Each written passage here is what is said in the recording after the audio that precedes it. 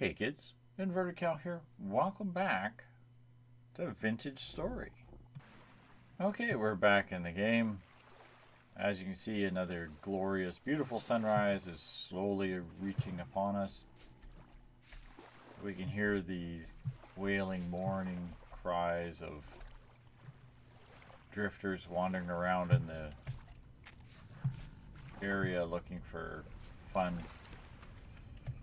And I am partway through moving all of my stuff over to this section of building over here. I have built a basement area. I've actually had drifters spawn in these dark corners. I have to really seriously be looking at getting some lights in here.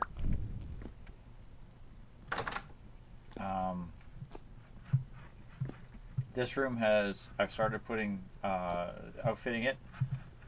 I've moved a couple of these storage vessels over here and the crock pots that I have made up.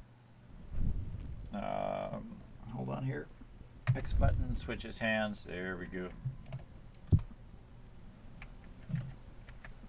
So I can store stuff on these shelves. Now the shelves have they slow how fast things rot.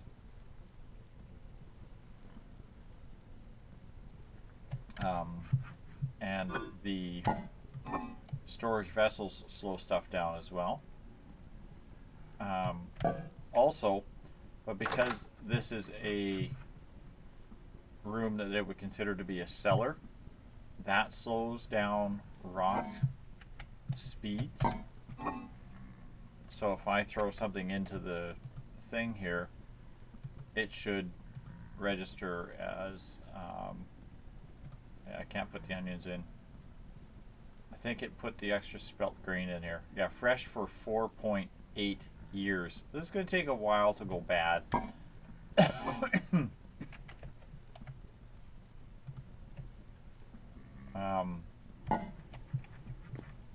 Now, as I go, I'll make up a bunch more of these clay pots or these crocks. Thank you. And I'll fill them up. I can seal them as well, I believe, with fat, I think. But that's something that's coming. I had to put a full block in here. I was just going to leave it with half slabs on low, but I can't put anything on the half slabs. If you try to put a block on the half slabs, all that happens is it does this bad floaty thing, and then it doesn't go down. So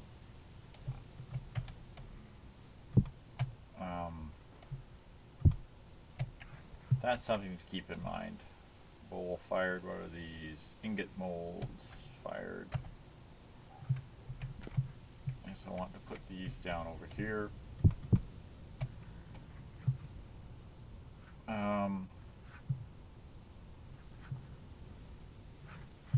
So that's kind of what I've been doing between episodes. Now what I want to do today is I want to start setting up for winter. Now, as I showed you last episode or earlier episode, I've got a beehive over here. So I'm going to run back over to this. Somebody suggested also that I should actually put hay blocks in here for a door, because they break obviously quite quickly. So that's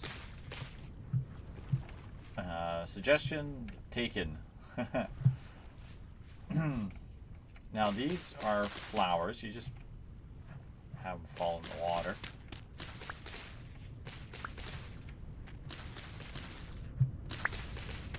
I encountered a bunch of these earlier when running around on the wilderness here, and I just planted them.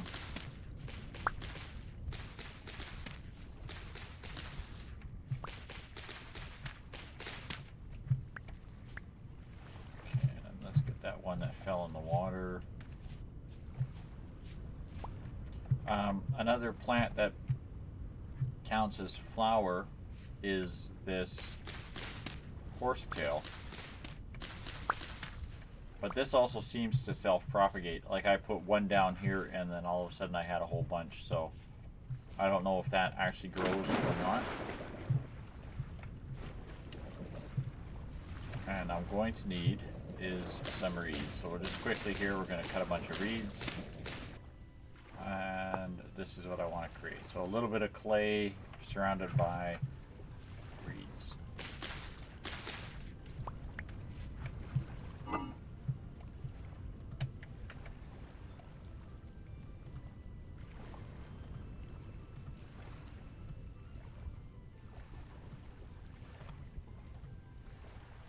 There we go, that gives me one of these skeps.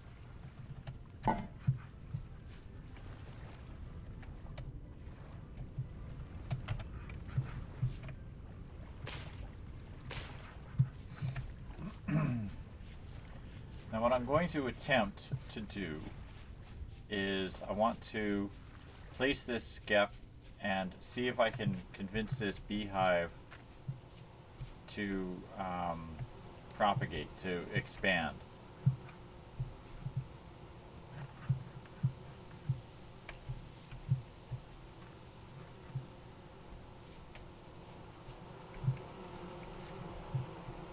I just want to find the beehive. Now it's in the tree here. Now as you can see, it's size large, and it says there's 9 flowers within its range. So what we'll do is we'll start by putting the skep down, and then we're just going to start spamming down some of this catmint and horse tail flower. Now this skep says empty right now.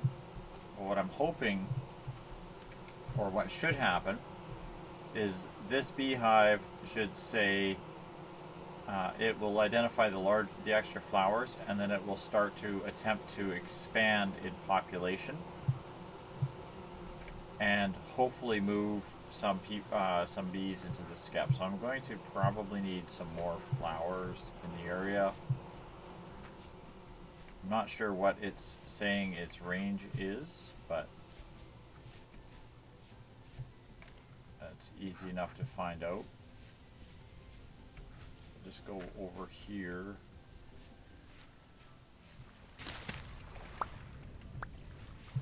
Quickly grab up a bunch more of this catmint here.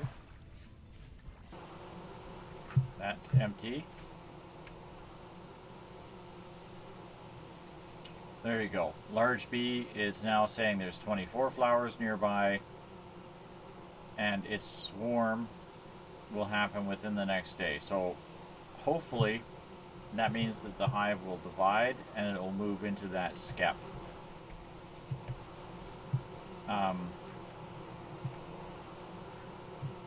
What I plan on doing is trying to keep this tree alive here with the beehive in it, and then what I'll do is I'll add more flowers around this area. I think I might close this shaft off so that I don't fall in it. Whoa, yeah, so I don't fall in it.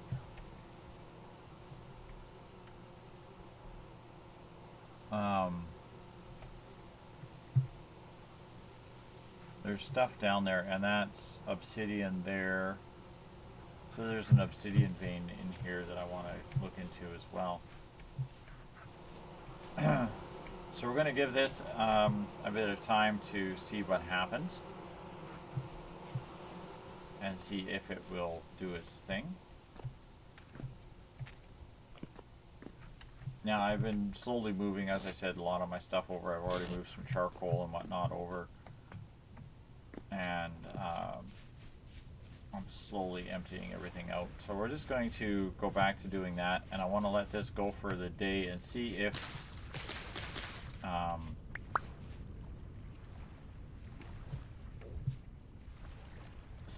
the hive splits and if we get a whole bunch of small stuff. Oh, I've already cleared out all the charcoal in here, so I'm just got to refill that as well. So, okay, my inventory is just kind of everything's thrown in every which way and all helter-skelter, willy-nilly kind of stuff. But one of the next things I want to do is nope, I want H button, please. TH.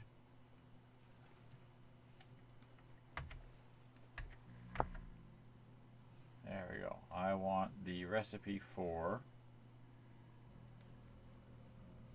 a barrel is something else that I want to get into, but what I'm looking for is the large trough. So it's basically a U shape of boards, and the small trough is a V shape of boards. Okay.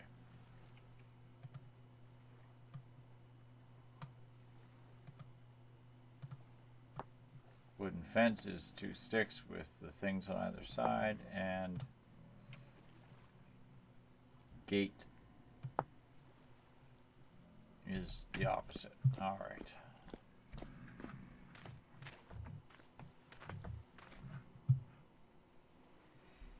Now over here-ish, I'm just going to knock out a little bit more of this dirt.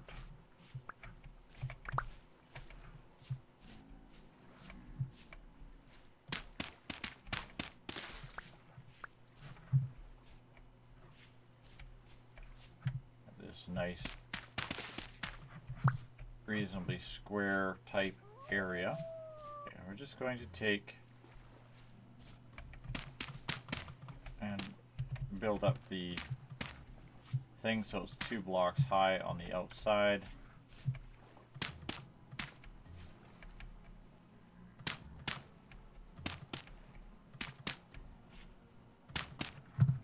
That way anybody who falls in here will stay in here. I think I'm just going to need a little bit more dirt. There we go, feed the guy. I keep hearing a pig running around over here. This is kind of what I'm hoping to do, is catch the pig in this area.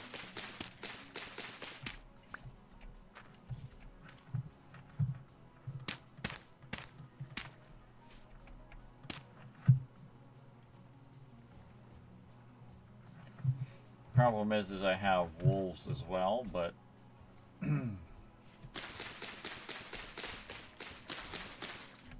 we'll just have to deal with that problem when we encounter it. But what we'll do is we'll take this trough, I'll put that down in the middle. Now I believe, oops, you click it with dry grass and it throws food in that trough. So if you harvest more dry grass, you put more food in the trough. Now I want to do is, as you see, it's starting to get night, which is no good, but that's okay. I want to do is build a little bit of fencing. That should be fine.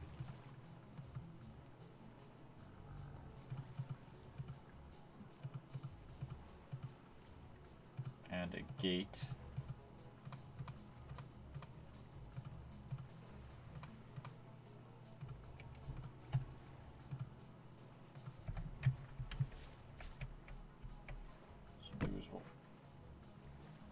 The gate down here in the middle. Well, I guess it's kind of off to one side, but that's okay, whatever.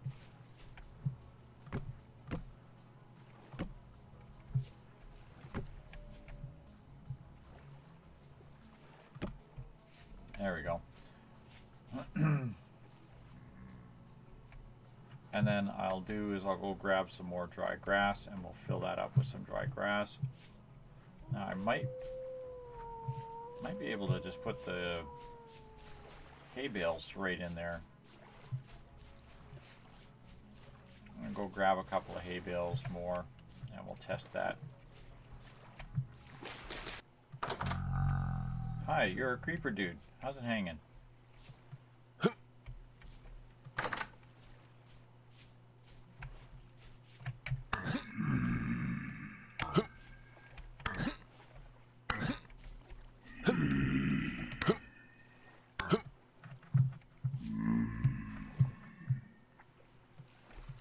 Are you still alive? Okay, I gotta run back to my base here. It's nighttime.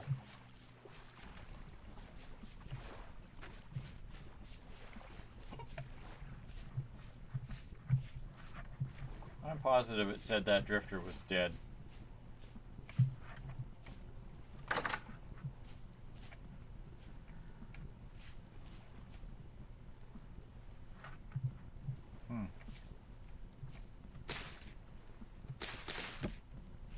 Okay, so I can't put hay in the trough. Is that what you're saying? Yeah. Yeah, okay, I can also break it back down to straight grass, which is fine, so we'll do that.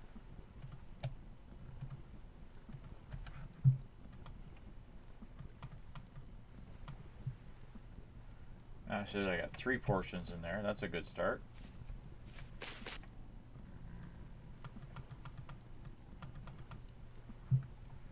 Okay, so we managed to get 6 portions of grass into this large trough. So I'll probably do is make another 1 or 2, and then what I want to do is see if I can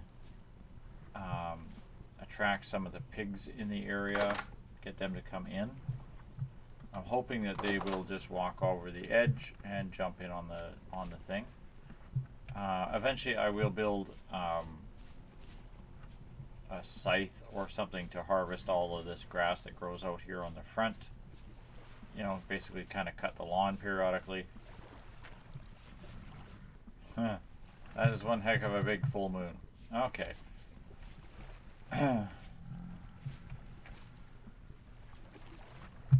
Unfortunately, I am also very much out of food here for my guy.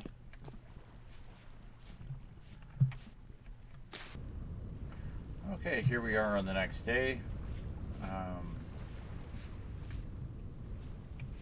My happy little drifters should have wandered back into whatever abyss they came from.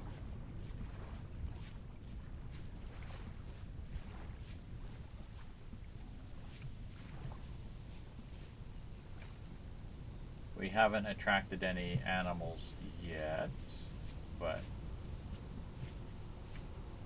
we'll leave that be for the time being. I can probably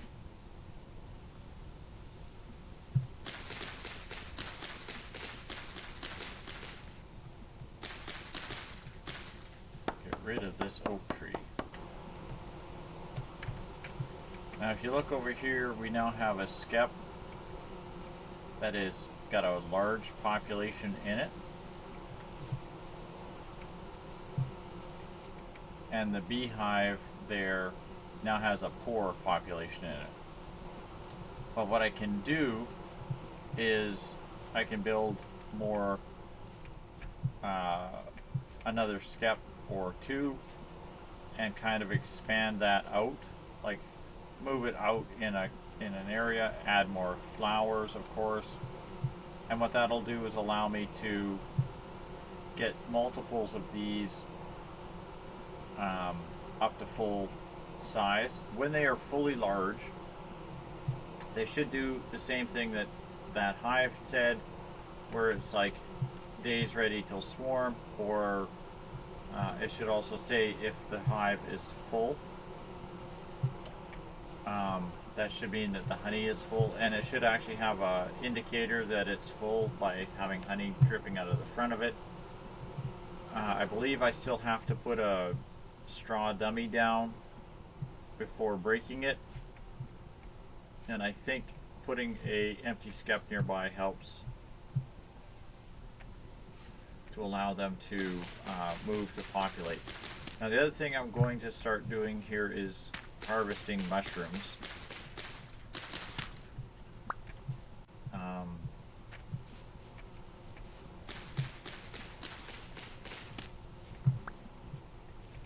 So I'm actually going to run around for the next couple in-game days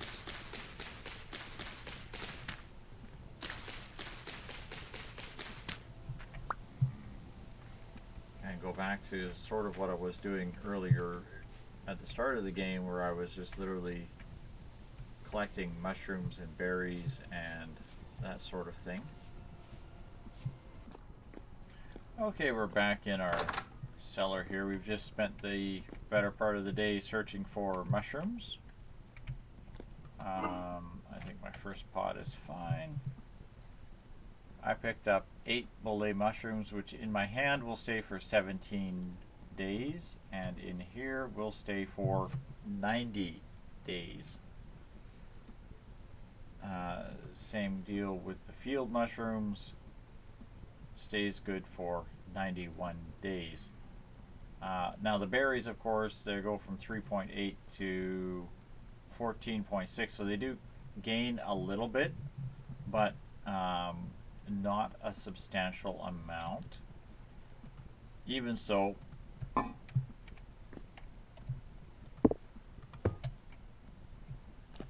that is a good way to get a lot of food. I mean, just fill these crocks up with hard vegetables, root vegetables, or grains. I mean, like these grains will last for ages. Now, when running around out on the thing looking for mushrooms, I found a few other spots where I had some grass grains growing. I think there was rye, and I saw a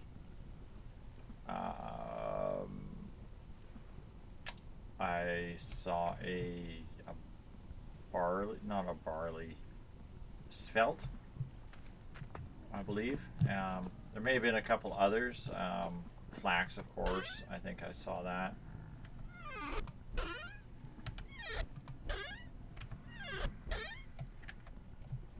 And I found more of this resin, which I will be needing later on for building armor, which hopefully is something I want to actually start working towards on the next episode.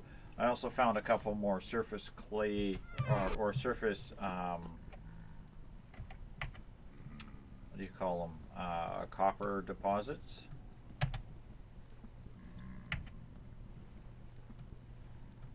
Let's scroll out a little bit here. Now, unfortunately, I tend to mark them with just whatever. There's a waypoint there for copper. There's another one up here.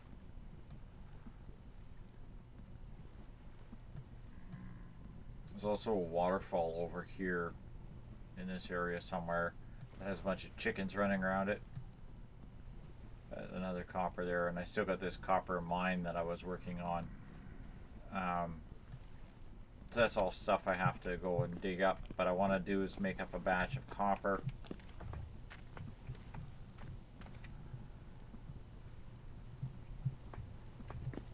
Oh, I must have pushed my button here. When you start getting this up, I believe it is N. Makes it go away. Or B makes the thing on the top that tells you what you're looking at go away.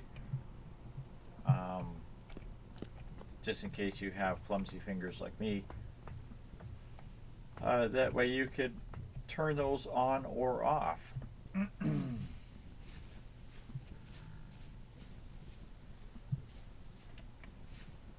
But anyhow, that's me starting to squirrel up food for the winter.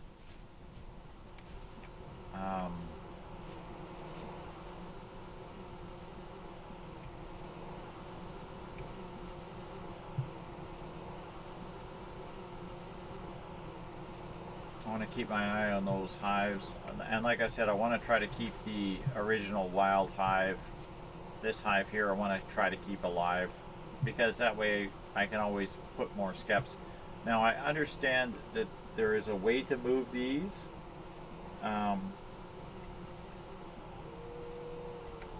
If you relocate your basket in your hand, you can pick the skep up and put it in that basket slot and move it that way, which I'm guessing also includes the bees that are with it.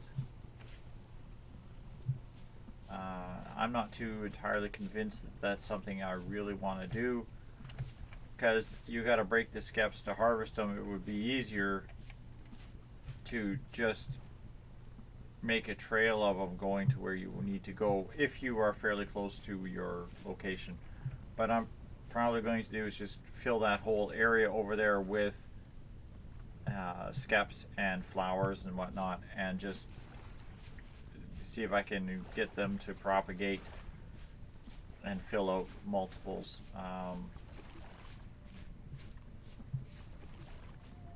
I'm sure I could hit the optimum size for the skeps that I have. But that's going to do it for this episode of Vintage Story. I hope you're enjoying, and I hope to see you on the next episode. Thanks all for watching, and good night for now.